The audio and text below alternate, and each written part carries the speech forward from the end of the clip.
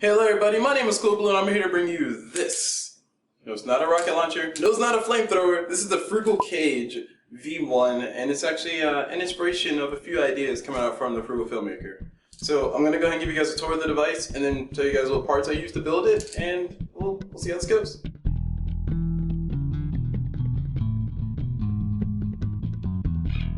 Alright, so as stated before, this is a combination of two ideas from the Frugal Filmmaker. If you guys don't know who that is, I'll go ahead and post a few of his videos up here, both notably the Frugal Cage and also the Frugal Event Pod, or the Event Pod, as it's called. And this is a combination of those two ideas. It's just basically a heavy modification of a lot of things, and I mean, it just became its own thing in its own right, so we're going to go ahead and talk about it. So as far as what we have here, this is basically something that you can use while you're shooting at events. It's modular, which is one thing I really love about it, and also it gives you a few different options. Instead of just 3 different modes, which I think the original Event Pod had, you do have 4 different modes in this one. So let me go ahead and put my camera into this, and we'll go ahead and just see how it functions as it goes along. So here's the setup with the camera in place, so you guys can see what it looks like with the camera in place. Nothing too terribly fancy, just basically the camera on there. The camera does add quite a bit of weight to the front. You might want to opt in to add in counterweights on the back. I do not have counterweights on mine, mainly because I don't really use it in this mode that much, but I do have an option for it. If I add another pipe hanger here, I can actually get some weights on. I just couldn't find the weights in time, so I decided not to do that. But the back handle does help out as far as make sure you place it right, and you can go ahead and put the camera here. Because of the way my camera works, I can actually flip my screen out and do some fancy things, so I have this whole entire area open, so I can do that and adjust my camera, flip it all over the place, and do my boom shots and do whatever. So I actually like I said, I like this configuration, I like the idea, I just don't like using this that much. But of course, your results may vary, different people have different preferences, and this is actually relatively stable. A lot more stable than the hand stabilization that I can try to go for. So going on to the next mode with the camera in is the boom mode. I'm just gonna get that one out of the way. Here's my camera, here's my setup. I'm gonna go ahead and flip my monitor. And if I was doing like a crowd shot, I could do this and easily get some really good footage and just do some panning around. It's pretty darn stable, it's pretty good. It works out really nice. And we're gonna switch over to the monopod mode since that's the next natural thing to go to, since we already had this extended. So we finally had the interview set up here. I can have another handhold here, so I can be sitting in this direction, having the person look at me, and the camera will get the nice angle that I wanted, and I can use it on either side. If I wanted to flip it over, I had to flip it over. I'm not gonna do it here because that's a little extra work. So that's the way I ended up using this whole entire setup. And the last mode to go ahead and talk about will be the stabilizer mode, which is one that I actually used a lot. Like I use this pretty much every time I go, I just use this, and I've gotten to the point where I just don't take the monopod anymore. I just kind of use the stabilizer mode. So this is kind of where it gets into like the Frugal Stabilizer V1.5. It's not really a Frugal Cage, so to speak, V1.5. It's not really V2, not really V3. It's kind of like a down step, but an upgrade? I don't know how to say it. Alright, so here we are with the setup, and like I said, I do end up using this mode a lot because it lets me get low, it lets me get high, it lets me get all the other shots that I can get. I'm a relatively tall person, I'm about 6'1", so I can actually get some really nice panning up above the crowd shots like this. I can also get some really nice dramatic low shots like this that give you a really nice angle. And because I do have the swiveling monitor, I have a lot more flexibility. So if you don't have that, this might not, your mileage will vary on this if you don't have that. But if you do have the swiveling monitor, it's perfect because, I mean, I can just kind of go all over the place. There's a few times where I was able to shoot like this, which is basically my monitor's flip facing towards me, my camera's facing this way, and I'm just walking in this direction. And that allows me to see what's going on, stay compact enough to where I can squeeze through crowds, especially if it's a tight crowd or if it's a lot of people walking around. And I can get whatever angle I want, and I can still monitor the footage and see what's happening. So it was a very nice setup. I love how everything turned out, and I would highly recommend this to anybody who wants to build their own.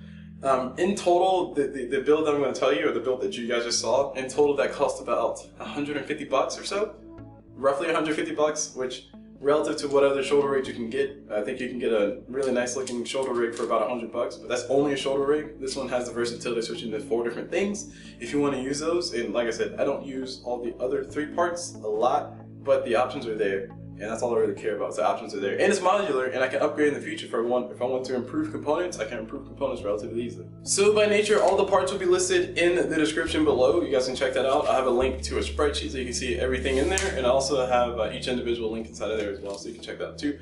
But talking about just the monopod itself, if you guys want to focus on that, this monopod is a koala head 65-inch monopod, carbon fiber monopod. So like I said, this one ran me about 65 bucks, or actually 70 bucks roughly. And I do not regret my purchase at all. 70 bucks is a lot for a monopod, sure, but I mean, it did what I wanted. And what I have on here, extra stuff that I didn't really price out. Your price may vary. I have some conduit foam here. I don't really remember what the name of it was, but it's just basically heat protection for conduit, especially if it gets really hot. So the pipes, water pipes, all the stuff like that.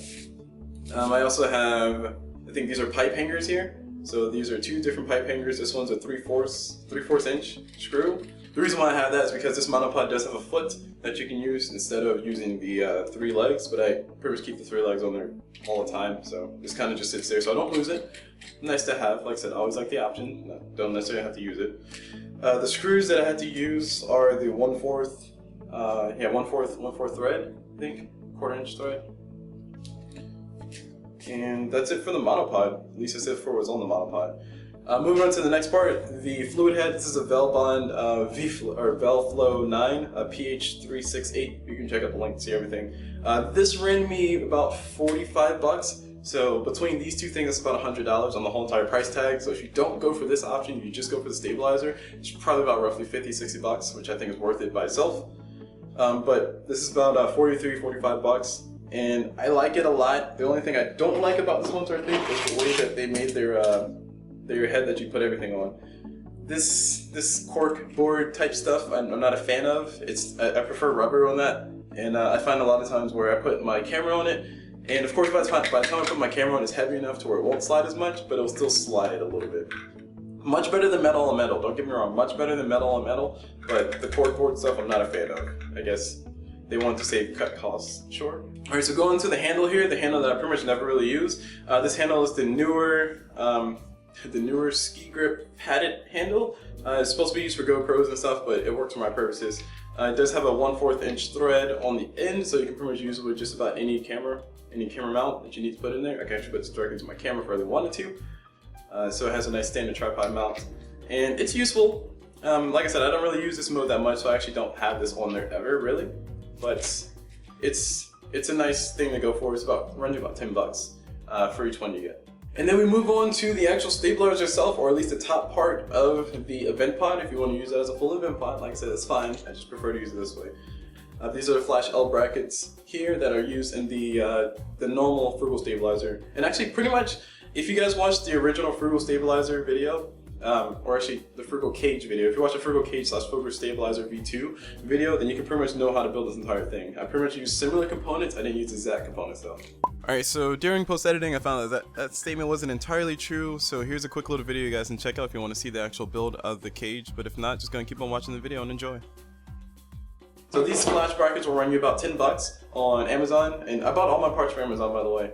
So I pretty much bought everything Amazon. You can save a little bit of money if you buy from eBay, sure, but I prefer 2-day shipping. I'm a little impatient. Moving on to the rubber handle down here.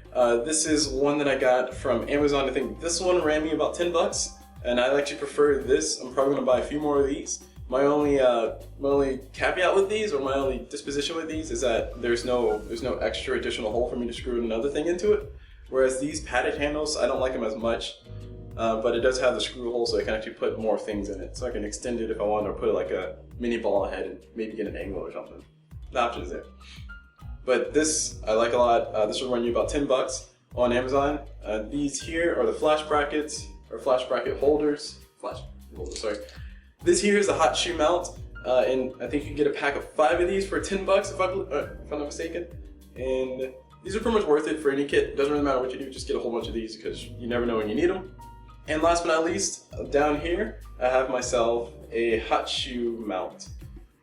This came with two little knurl knobs that you can use on your extra projects, but I just use it to hold in my hot shoe, so that way it will just stay here with this and give me the option to actually put things in here.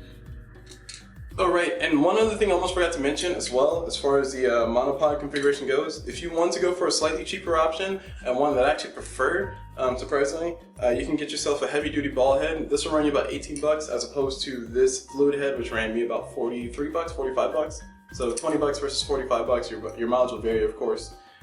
But the main thing is that this gives me a lot more flexibility, I think. The only issue I had with it was that it was kind of difficult tinkering around with it to get it to work. I'll show you a quick example of what I mean, and then we'll go ahead and end everything.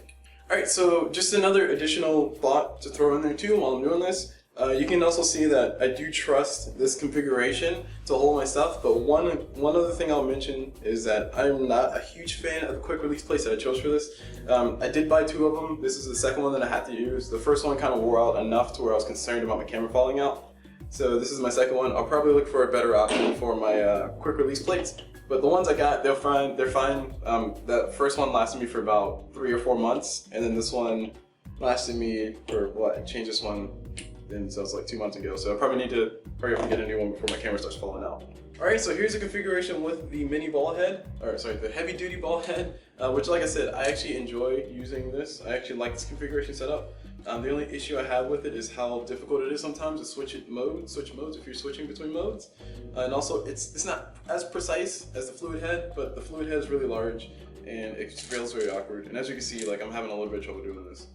So technique-wise, if you want to actually use this and you build it the exact way that I've described here, you can go ahead and just use this handhold to hold it while you adjust this here. It took me a while to figure this out, but once I figured it out, I was golden and all my footage was usable. All that aside, this is how you can use the mini ball head as opposed to the other part. And as you can see, it's not really saving my arm. My arm's kind of doing all the work right now, but if I really wanted to, I can just go straight into the crane mode, get some smooth pans, do some cool things here or there. It's just as functional. I actually, like I said, I prefer this configuration, but then again, I don't use the monopod that much, so I guess I can say I prefer it, but never use it. But it's definitely up to you. The options are there. Like I said, my main thing with this whole entire setup is that I have options. So that's gonna be officially it for this video. Not really much else to add. Oh wait, actually one more thing to add. Also, just keep in mind, if you are going to be using your fluid heads, if you are going to be using your heavy-duty ball heads, you will need to get yourself a rubber washer. I got mine from Lowe's, which is right down the street from me. You will need some rubber washers. They're 1/4-inch rubber washers. They're a little big, and the reason why I got those is because you don't want metal on metal ever. If you can avoid that, it's just always good to do. So just try to avoid that. So I had to put a rubber washer between the top head connection and also the monopod, so that way it holds a lot better than what it was before. And that made everything a lot more stable, a lot more secure, and I was a lot more trusting of the setup. Also had to do the same thing. If you guys didn't notice, I should mention that. Let me bring this up a little bit closer. See, come on, focus. You can do it. There we go. So I have rubber washers here as well to hold those two together because that was metal on metal. And I also have another rubber washer up here on the hot shoe because this was metal on metal and the rubber was on the wrong side. So you will need a few different rubber washers. That's one additional thing to add into that. You need about 2 different packs of those. I think come in packs of 2 at a time. So yeah. Alright, so that's officially going to be it. I think I finally covered everything that's here. Like I said, check in the description for pricing if you want to check out the price of what this is, or if you want to find the exact parts that I got. The only caveats are, of course, the different little small pieces like the pipe hangers. You have to look at Lowe's or check Harbor Freight or check Home Depot, whatever you want to check. Some hardware store, they usually have pretty much everything you need. So that's really it for this whole entire build. I mean, there's not really much else to talk about outside of it's just really cool. If you're interested in pricings and all the specifics as far as the names go, definitely check the description below so you can see the build cost and also the build log, so to speak. It's a nice little spreadsheet, and also I'll link each individual thing that I showed you in this video in the description as well. So once again, shout out to the Frugal Filmmaker. Thank you very much for inspiring me to make this. I've been wanting to make a video for this for a very long time. I just finally got the time to do it. So here I am making the video. Hopefully you guys enjoyed it. And definitely check his stuff out because he's making a lot of extra things. And at the time of me posting this video, he's also currently working on the Frugal Stabilizer V3, and I'm very excited to see that. Hopefully he gets that out because that'll be very awesome to see. So that's really it. Hope you guys enjoyed this video, and as always, I will see you guys whenever.